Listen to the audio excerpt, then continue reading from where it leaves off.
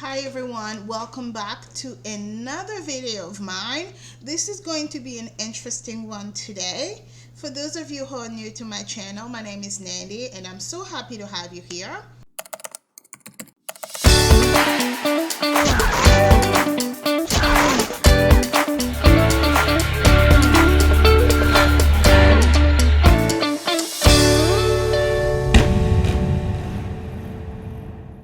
In today's video, I kind of wanted to go back to another one of my debt confession videos where I showed a year-over-year review, right? Trying to analyze, am I spending too much money? In today's video, because it's the end of Q3, I wanted to kind of expand that video and kind of analyze where I stand based on previous expenses in terms of percentage of money spent in all of my various categories, of course, using Mint.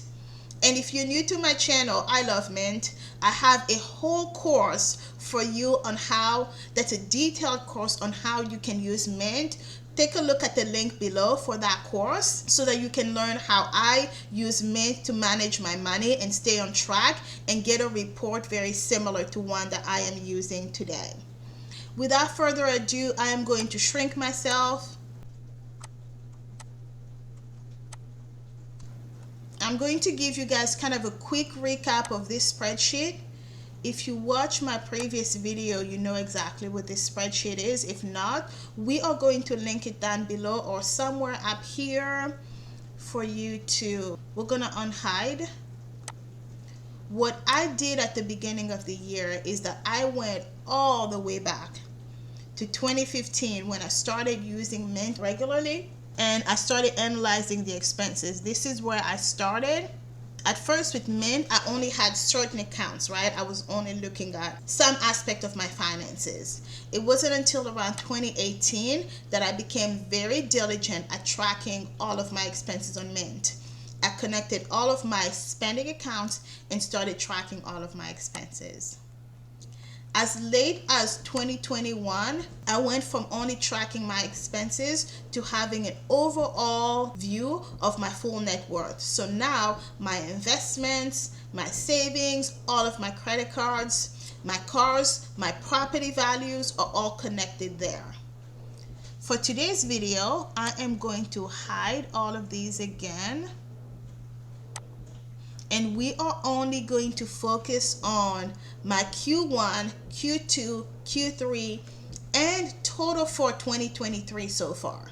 I won't be going necessarily line by line on how much I'm spending on everything. I wanted to have a good look and understanding of how am I trending, right?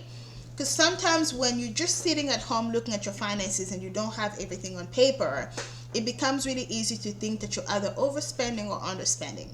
The categories I'm specifically looking at, when I added this analysis here, I started looking at, okay, well, what am I spending over 20% in? Those were bills and utilities, and it makes sense. And then my travel, it makes sense. So all of this travel money should have been reimbursed to me, and I'll be doing an overall analysis. Okay, well, how much did the company give me back?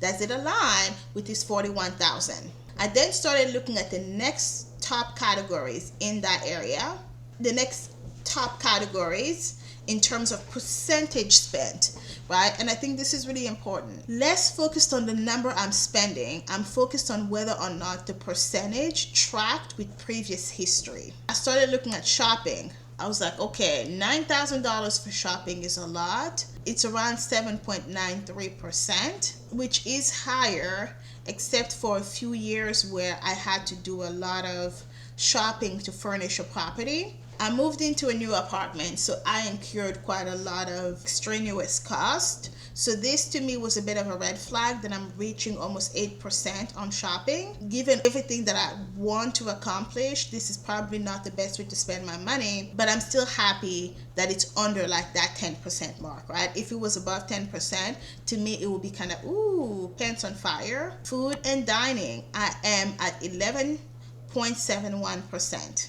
I don't like where I'm at, but I know that food and dining is more than just the food that I'm spending myself. A big percentage of that is food coming for work.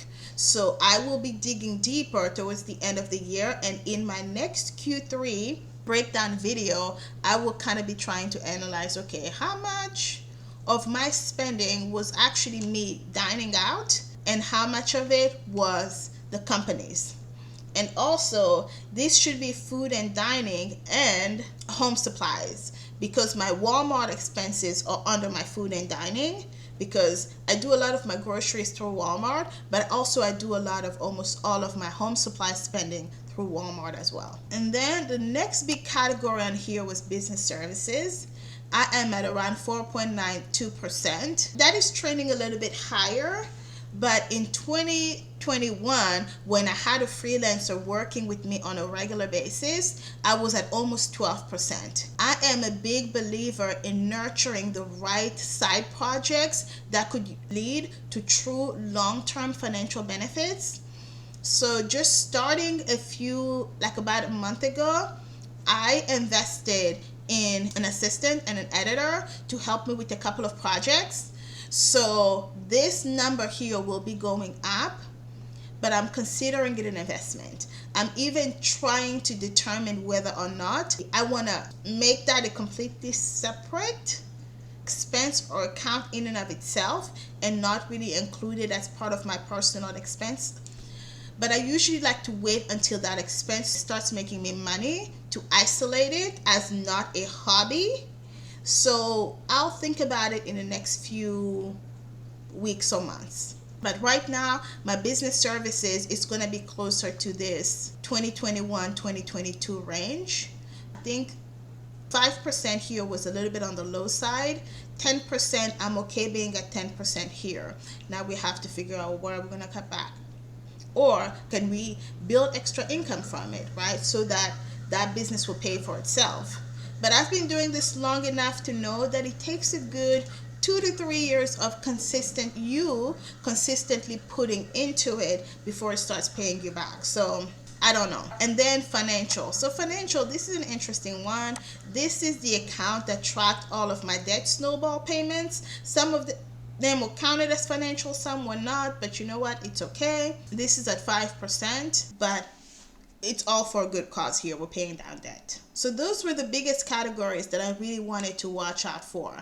And then the other big one was my fees and charges categories. This year, because of all of the effort that I put in paying down debt, I'm at only 2.5% overall.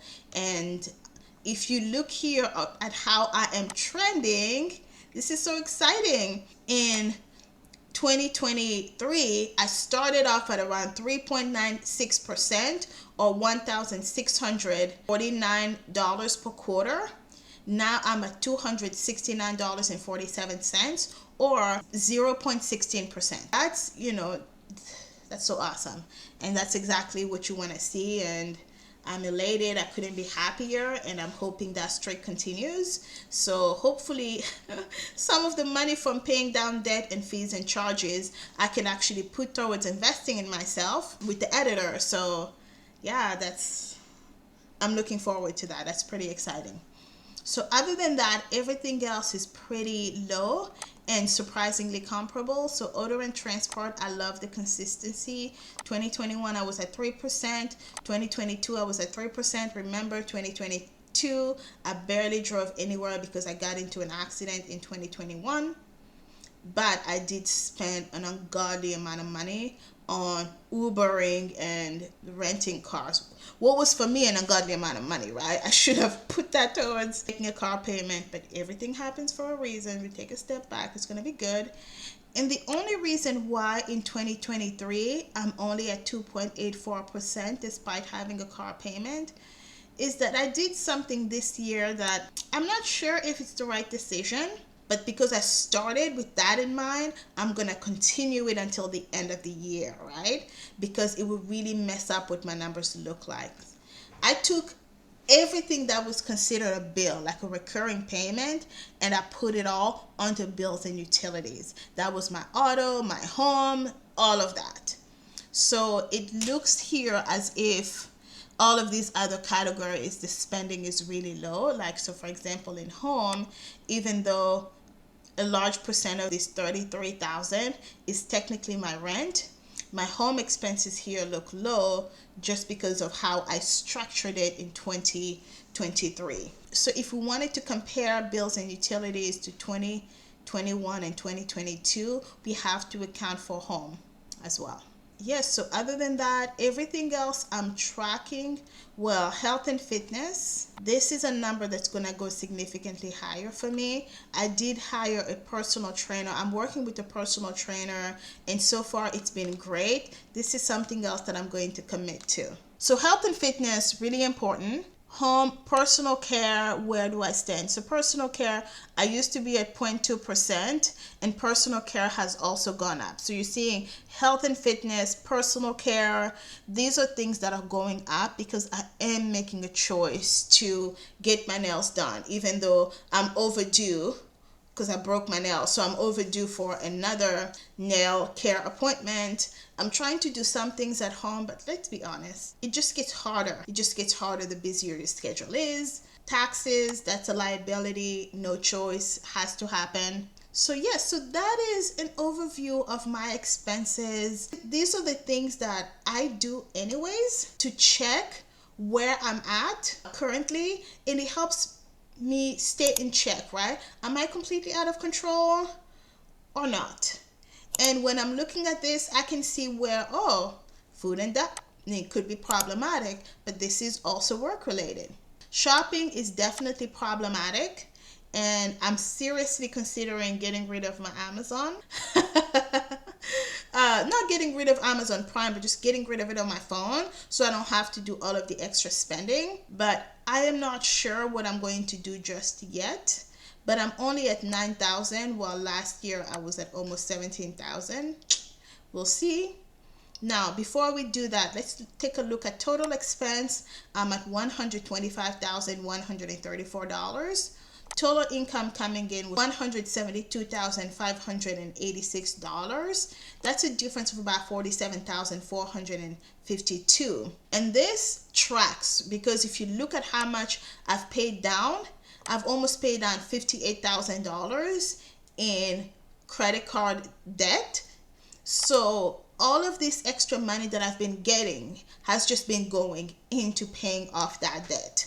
So it kind of makes sense that I've been bringing this much in, but because my debt was also super high, I'm paying a lot in debt. If you have not seen my debt payoff tracking video, I'm going to link it down in the description below. This is a great video that just really shows you where I started, why I started that way, and where I'm at today. Okay? Before I close out this video, I just want to quickly go on a quick tangent. As I get older, as I evaluate and examine my own life, I'm starting to realize the importance of spending for certain things, right? While I do want to save, I do want to put money aside, I'm also very intentional in putting money into certain things, right? You can say that it has probably gotten me in trouble in the past, but it's always trouble that I've been able to manage, and it's always risks that I've been able to mitigate well. Health and fitness, for example, I could easily say today, no, I'm not going to invest in my health and fitness because I want to save money. But that's not a smart decision. And I'm going to be honest, I work too darn much to not have somebody to push me, right? Between me building extra side projects, me managing my rental properties, and me having a very demanding full-time job in a pseudo executive role, it is challenging to manage all of these different things and still remain sane on my own. So being able to get some help from other people to motivate me, to encourage me, to hold me accountable is important. So that's why, to me, health and fitness, even though that's a huge expense, it's one that I am at this moment seeing the upside on. And that's also true with my business assistants, right? So with my business assistants, I can drive certain aspects of the business, nurture them, watch them grow slowly until they can stand up on their own 2 feet. So I can do my part, hand it to someone else, have them finish the execution, post it online, we're good to go. I am investing in what will for sure, I'm confident, become an extra source of a little bit of some to go into my pocket. What I will be doing here in the next few months, I can't share right now because I'm still figuring things out. I don't know if it's going to work out. I'm looking for bigger ways to cut back on my expenses, right? Because I think far too often we're focusing on the coffee budget. Well, the coffee budget won't make them as much of a dent as other things, right? That are a little bit bigger. Like your home expense, right? Can you offset that cost? So anyhow, that was my little tangent spiel. Come into my trend section, click on merchant, click on this year, and it gave me a list of all of the top merchants where I'm spending money at. So you can see PL Domino Realty, that is my rent payment. The people where I pay rent to, that's almost 53% of all of my expenses. And then I have, that's 12% of all of my expenses. Others is at 53%, but 12% is my rent. Amazon, I'm at 6% at $7,443.29. United, I am at 6,100. Yeah, that's not accurate at all. Walmart, I'm at $5,595. I don't know how accurate that is. Capital One, that's payments. Yeah. United, here's United again. Here's Home Depot, National Car Rental, Fairfield, so hotels. Now, because here on Mint, sometimes, like so for example, United is on here twice, so it's not giving me a good overview of everything. What I'm also going to do is click on here and export the data into an Excel spreadsheet. So let me go ahead and click on this. Let me export that data, and then we'll go on to the spreadsheet and see if it will be easier to analyze on the spreadsheet. This right here is not working for me. A good little overview, but unless you've managed to, along the way, edit some of your merchants, which I normally don't, it's a little bit more challenging to get the accurate overview of where you're spending what. So we downloaded all of that information into a spreadsheet. I made a copy of it because, so this is something else for you guys to keep in mind.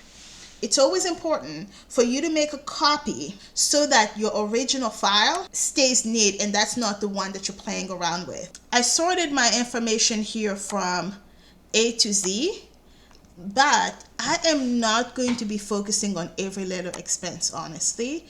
I'm going to try to focus on what's most important. Amazon.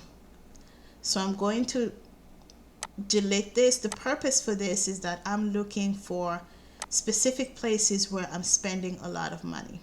Even Arco, we're going to delete that as well. So I'm going to delete as much of this information as possible, because that is not the target of my discussion.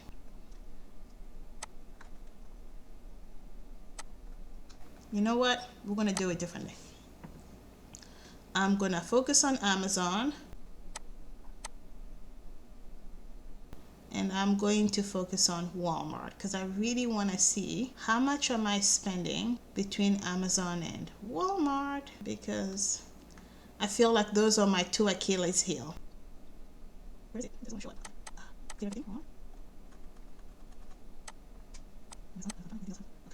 Okay. So Amazon and Walmart were pretty accurate at $7,443. So let's now add Ross into this mix. Okay. So I've only spent $1,055.25 from Ross. I thought it was going to be a lot more, but $7,000 on Amazon, almost $6,000 at Walmart. That's a combination of groceries and home supplies. Is this normal? Like, do you guys spend the same amount of money, or am I way over budget? Am I way overspending here? Or is this a normal amount of money you guys have spent? Is this a cause of inflation? Or is this just me spending too much money? Please, I would love to hear from you guys. Am I spending too much money, or am I spending a little bit of money? But it's interesting to see that it doesn't look like as much as it feels. Even with Ross, somewhere in the back of my head, it felt as though I was just swiping that card at Ross. But I guess I'm careful enough to spend so little that it's not completely catastrophic. So 7,400, is that a lot? Is that normal-ish? Is that, like, I don't know. You guys, I would love to hear from you. Now, let's take a look at how much I've spent on United for airfare. Okay. I've spent about $14,000 on airfare with United only, which makes sense. I wanted to track all of my hotel. It will be harder to do, so I will not, because there's Embassy Suite. I wish it had merchant categories and a few more ways for me to segregate that. I could do that analysis further, but I will not. So yeah, this was a quick video where I just really wanted to take a look at, okay, based on all of these expenses that I have per year, with food and dining and shopping being in categories that I'm always monitoring, because you guys know your girl, I'm a big believer in spending smart. So I just wanted to do this quick analysis to add that onto the conversation of my year-to-year review. Is this spending on frivolous stuff, or is this spending on things that are really important? And where I tend to get a little bit more frivolous is with Amazon and Walmart expenses. So I would really love to hear from you guys. Is $5,000 at Walmart crazy? Or is that, hey, the inflation has taken me there? Or, Nandy, you're overspending, reel it back in? Because sometimes it feels like I'm overspending, but then there are times where I'm like, you know what? There's only so much cutting I can do before I lose my mind. It's important for me to always be thinking, how much cutting back is too much cutting back? You know, because I think that as I'm getting older, my mindset is changing. This is a tangent. Prepare yourself. This is a tangent. Prepare yourself. How much cutting back is too much cutting back? Okay, well, thank you guys, and I will see you in the next video.